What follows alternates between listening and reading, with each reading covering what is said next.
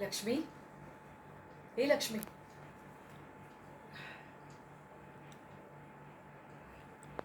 थोडं बोलायचं होतं. अगं असू दे असू दे, बस. लक्ष्मी, बाईची जात आणि उमऱ्याच्या आत, डोक्यावर पदर आणि सगळ्यांबद्दल आदर.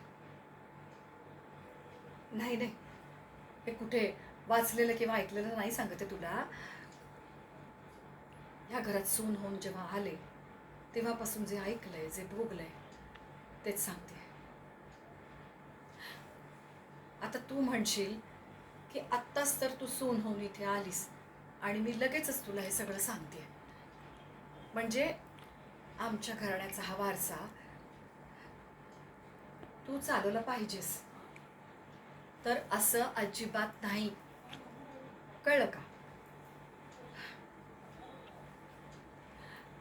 लहानपणी आपण आपल्या आईबाबांची बोटं धरून जसं जग बघतो ना, किती जग बघतो, कसं बघतो, त्याच्यावर अवलंबून असतं बघ की आपण जगाला कसं पाहतो.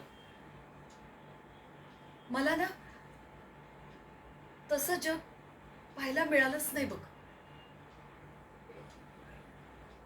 एका अंधाऱ्या कोठाडीचं दार उघडलं, मी बाहेर पडले आणि दुसऱ्या अंधाऱ्या कोठाडीत जाते असं कळलं. तिथे थोडा मोकळा श्वास मिळेल असं वाटतंय ना, वाटतंय. तर तेही दार बंद झालं.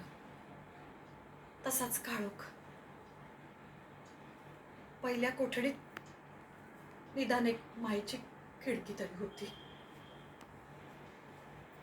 पण इथे नुसता दाट काळोख.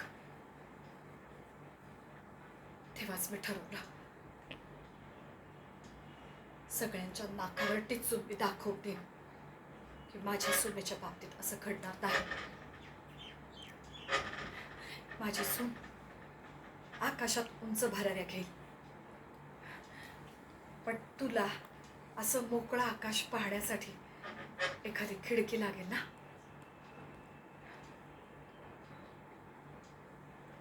अगं इकडे तिकडे काय शोधतेस? मी आहे ना.